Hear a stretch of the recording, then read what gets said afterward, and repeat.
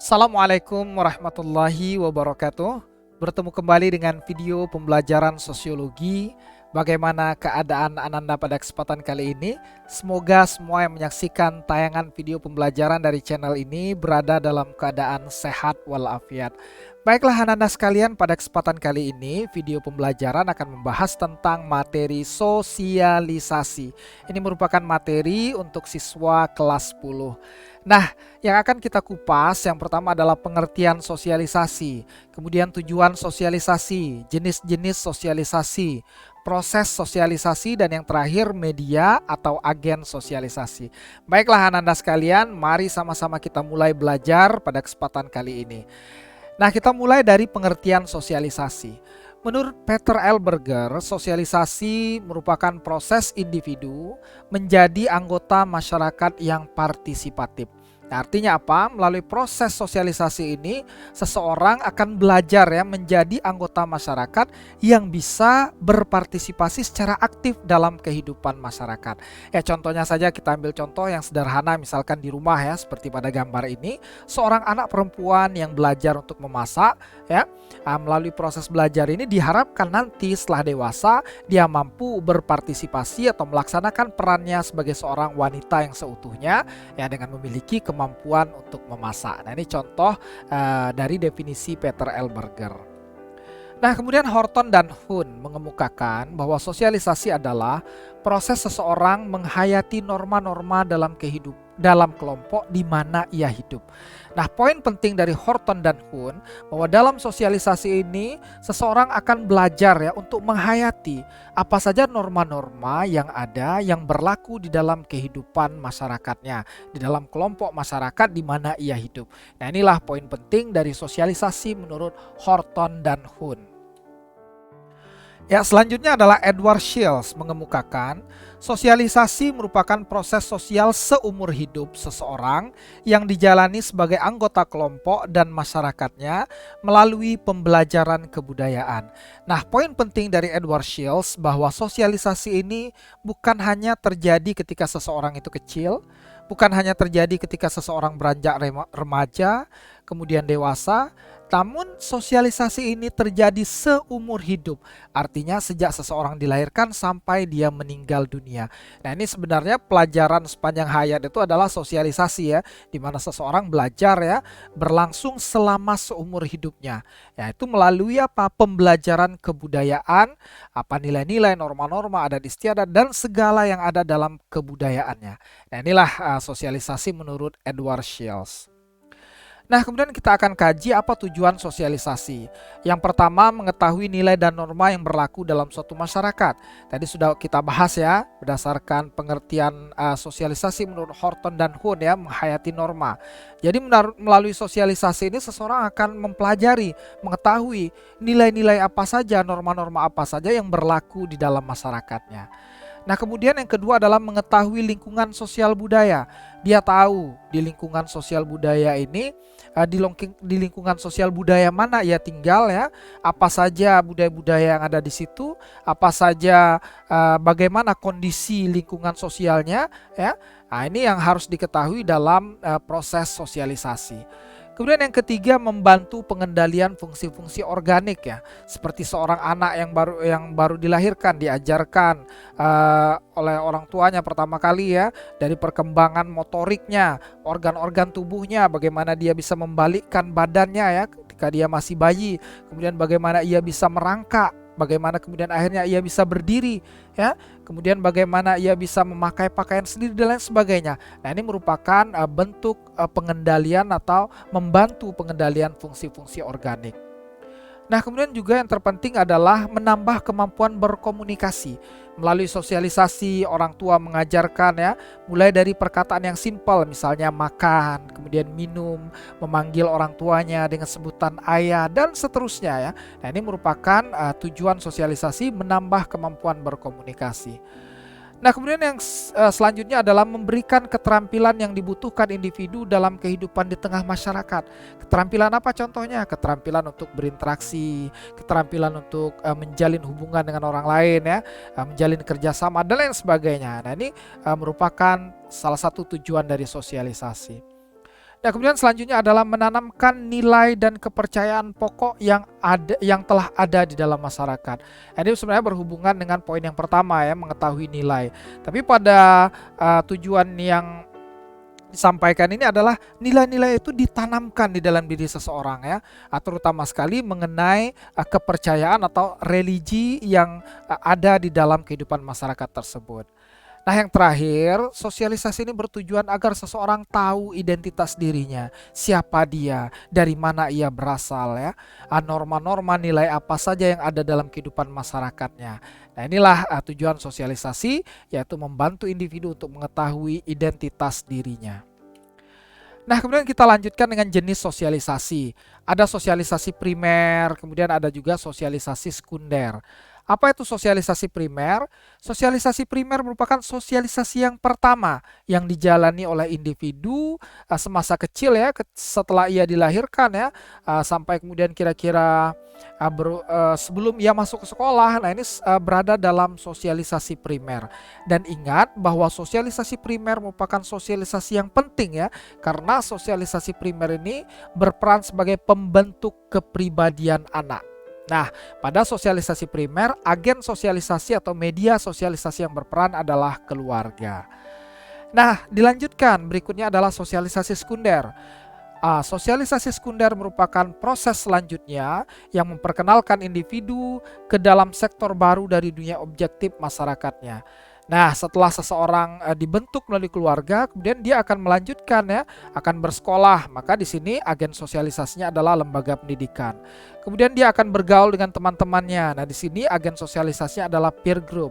Kemudian juga setelah selesai sekolah, setelah selesai pendidikan, dia akan bekerja. Nah, di sini yang mempengaruhi adalah lembaga pekerjaan ya, atau lingkungan pekerjaan.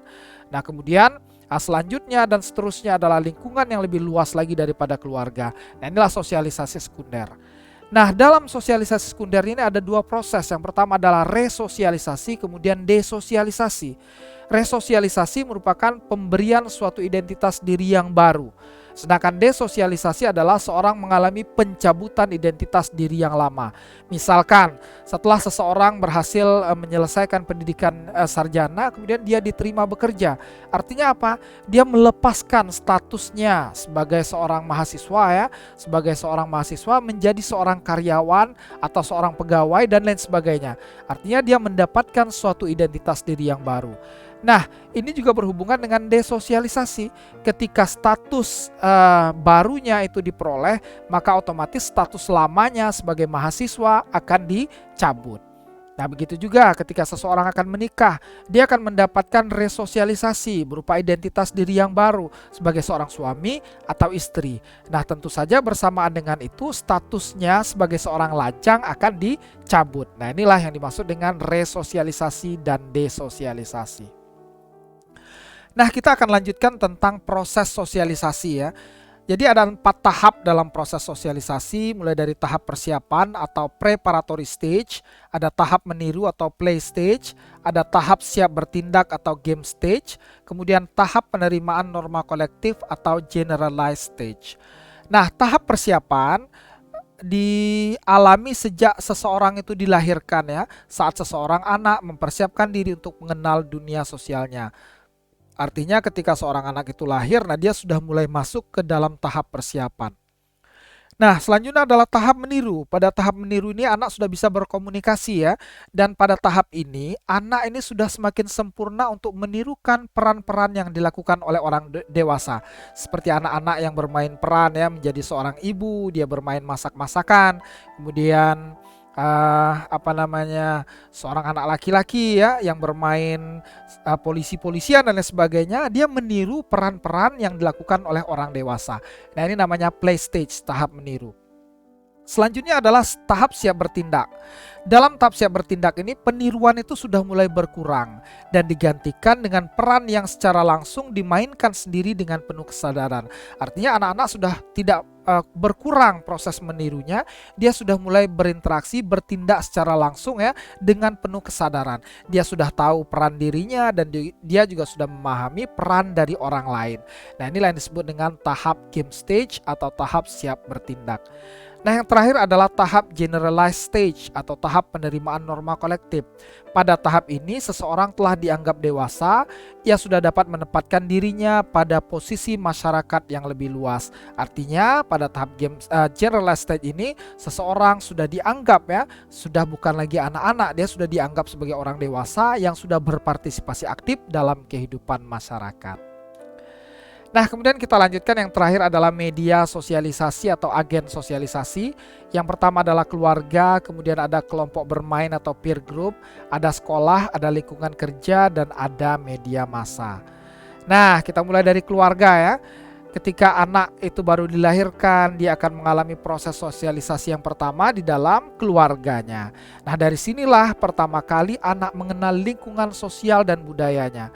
Keluarga merupakan institusi yang paling penting pengaruhnya terhadap sosialisasi manusia, terutama sekali dalam sosialisasi primer. Karena tadi sudah disampaikan, sosialisasi primer merupakan pembentukan ya karakter atau kepribadian seseorang. Nah, setelah dari keluarga, anak mulai bermain, dia mulai berinteraksi dengan teman sebayanya ya. Dan ini disebut dengan peer group atau kelompok bermain. Kelompok bermain merupakan agen sosialisasi yang pengaruhnya besar dalam membentuk pola perilaku seseorang. Dalam kelompok bermain, seorang anak belajar berinteraksi dengan orang yang sederajat atau sebaya. Nah, pada usia remaja tentu saja kelompok bermain ini memiliki peran yang lebih besar ya daripada keluarga. Kadang-kadang seorang anak ya seringkali ya seorang anak lebih manut atau lebih mau mendengarkan apa yang dikatakan oleh temannya daripada apa yang disampaikan oleh orang tuanya. Nah, ini pada usia anak remaja ya. Peer group ini sangat berperan. Nah, kemudian selanjutnya adalah sekolah ya, sekolah. Nah, tadi keluarga sudah, kemudian teman bermain sudah ya. Di sekolah seseorang mempelajari hal baru yang belum dipelajarinya dalam keluarga ataupun kelompok bermain. Pendidikan formal di sekolah mempersiapkan anak didik agar dapat menguasai peranan-peranan baru. Nah, sekolah ini merupakan salah satu ya yang memberikan keterampilan, yang menyiapkan anak-anak didik ya, menyiapkan seseorang ya untuk bisa berpartisipasi secara aktif di masa yang akan datang. Contoh, seorang yang ingin menjadi dokter, dia akan sekolah di SMA-nya di jurusan IPA, kemudian juga setelah itu dia akan masuk ke jurusan kedokteran. Melalui pendidikan yang dia peroleh atau ia jalani, dia akan belajar untuk bisa berpartisipasi nantinya berperan selayaknya seorang dokter. Nah, ini pentingnya lembaga pendidikan dalam proses sosialisasi.